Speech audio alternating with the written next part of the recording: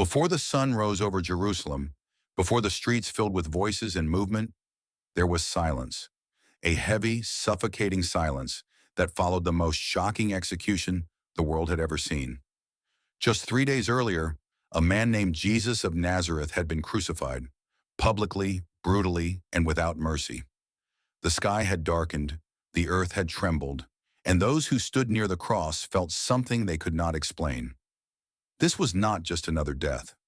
Something about it felt final, and yet at the same time, unfinished. The disciples, those who had followed him, believed in him, trusted him, were now hiding. The same men who once walked boldly beside him now whispered behind locked doors. Fear had replaced faith, confusion had replaced hope, because everything they thought would happen didn't. They believed he would establish a kingdom, overthrow oppression, change the world in power. But instead, they watched him suffer. They watched him bleed. They watched him die. And with him, their expectations were buried.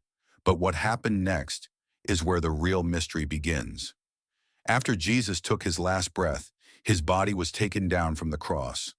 A man named Joseph of Arimathea, a secret follower, stepped forward with courage no one expected. He requested the body. Carefully, respectfully, they wrapped him in linen cloth and placed him in a tomb carved into rock. A heavy stone was rolled across the entrance.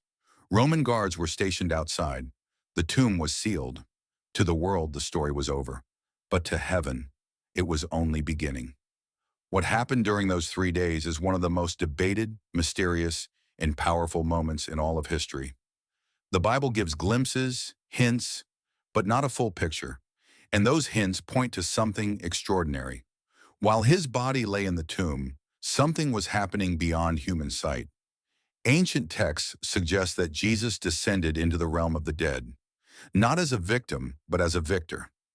Not in defeat, but in authority. Imagine this, a realm of darkness, of waiting, of silence, where souls lingered, where hope had long faded, and suddenly light enters. Not a weak light, but a presence so powerful it shakes the very foundations of that world. Chains break, fear disappears, and a voice echoes with authority no darkness can resist. This was not the end. This was the turning point. Meanwhile, on earth, time moves slowly. The first day passed in grief. The second day passed in silence. And by the third day, something began to shift. Before dawn, a small group of women approached the tomb. They carried spices, their hearts heavy, their steps slow. They weren't expecting a miracle. They weren't expecting anything extraordinary. They came to mourn, to honor, to say goodbye. But what they found would change everything. The stone was already moved, not slightly, but completely rolled away. The guards, those strong Roman soldiers, were nowhere to be seen. And the tomb was empty. At first, it didn't make sense. Confusion, fear, shock. Had someone taken the body? Was this some kind of cruel act? Their minds raced, trying to understand what their eyes were seeing. And then, a message. He is not here. He has risen. Those words, simple, yet impossible. How could death be undone? How could someone who was clearly, undeniably dead, now be alive? But it didn't stop there. Reports began to spread. People claimed they had seen him, not a vision, not a dream, but physically, walking, speaking, alive. He appeared to Mary Magdalene, then to the disciples, then to others, hundreds according to some accounts. And each encounter carried the same overwhelming reality. He was not dead anymore.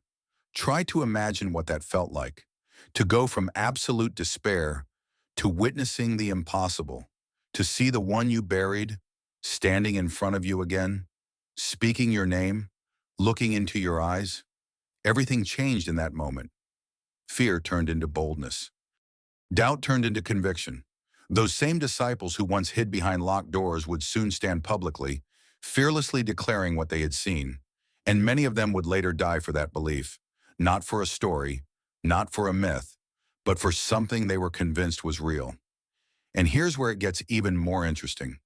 If this was all made up, If it was just a story created by followers, why would they include details that make them look weak, afraid, doubtful? Why would the first witnesses be women in a time when their testimony wasn't even considered reliable in court? Why would they describe their own confusion, their own disbelief? Because they weren't trying to create a perfect story. They were trying to tell what actually happened. The resurrection of Jesus didn't just become a belief, it became a movement, one that spread across nations, across cultures, across centuries, not by force, not by power, but by testimony, by people who claimed again and again, "We saw him." Now think about this. If Easter is just a tradition, just a holiday, then none of this really matters. It becomes symbolic, decorative, something we remember once a year. But if it's true, if what happened on that morning actually happened, then it changes everything. It means death is not the end. It means hope is not an illusion. It means that what looks like defeat can become victory. And maybe that's why this story has never disappeared.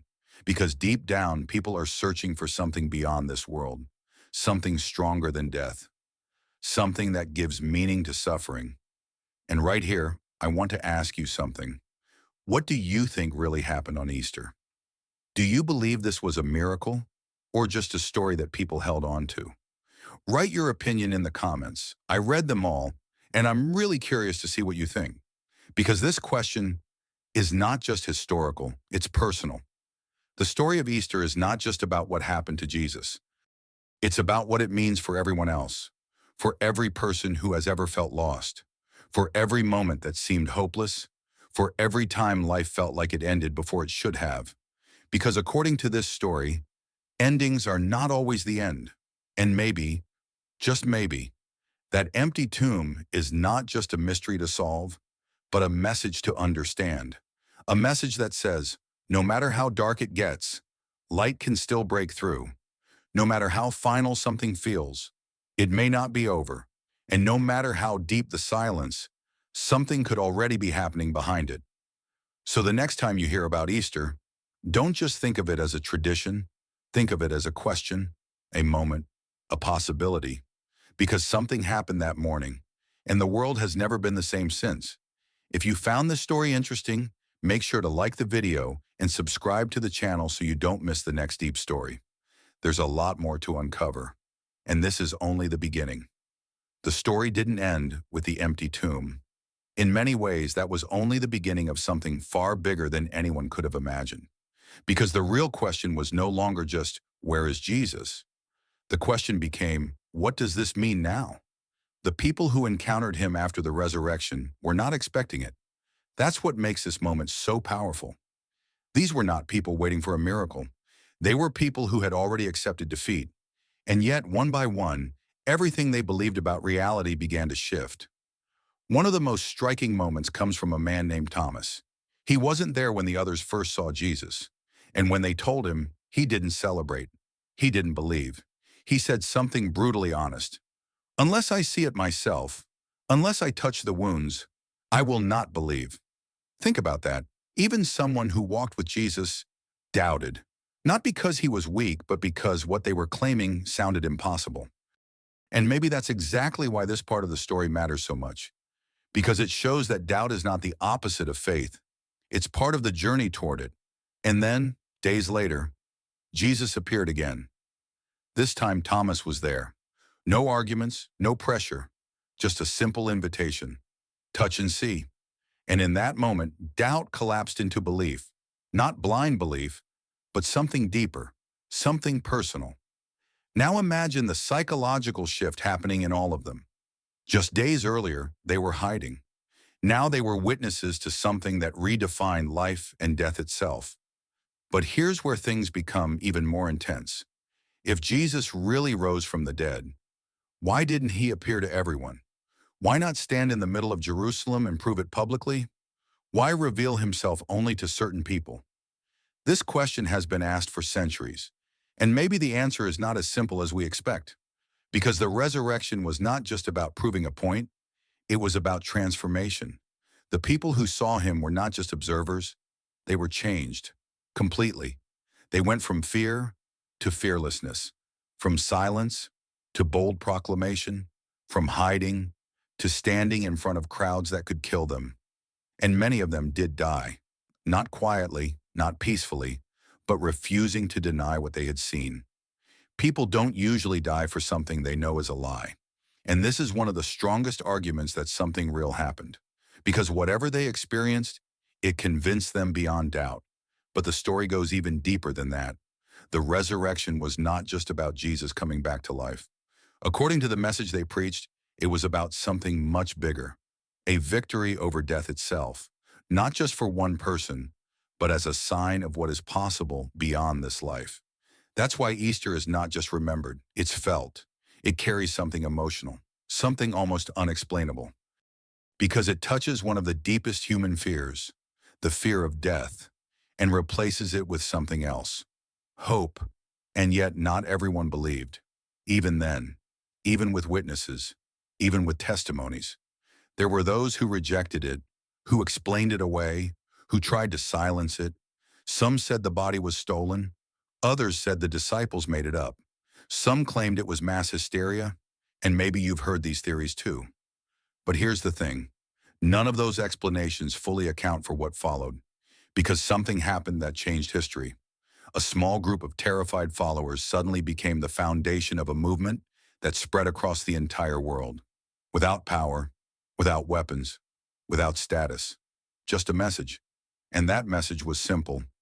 He is alive. So we are left with a question that still echoes today.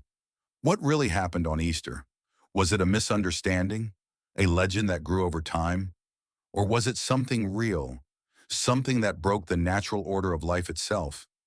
The answer to that question doesn't just stay in the past. It reaches into the present, into your life, into your thoughts, into the way you see the world. Because if it's not true, then it's just a story. But if it is true, then it changes everything. It means that death is not the final word. It means that what seems impossible might not be. It means that there is something beyond what we see. And maybe that's why this story has survived for so long. Not because it was forced, but because it refuses to disappear. Because people keep asking the same question, could it be real? And maybe the most honest answer is this. You have to decide for yourself, not based on tradition, not based on what others say, but based on what you believe happened in that moment when the stone was rolled away and the tomb was found empty. Because that moment, whether you believe it or not, became one of the most important turning points in human history. And it all started in silence, before sunrise, when no one was watching and everything changed. If you made it to the end, thank you for watching. If this story made you think even a little, don't forget to like the video and subscribe. And if you want more deep, powerful stories like this, you're in the right place.